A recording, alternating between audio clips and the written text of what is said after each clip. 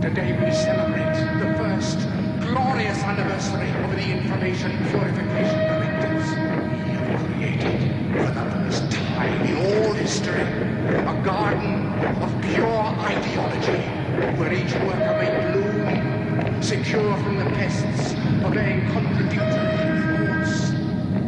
Purification of thoughts is more powerful a weapon than any fleet or army on earth. We are one people, with one will, one resolve, one cause.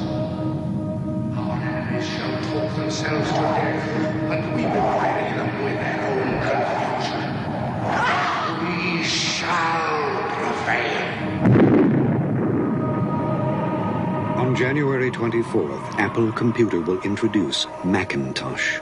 And you'll see why 1984 won't be like 1984.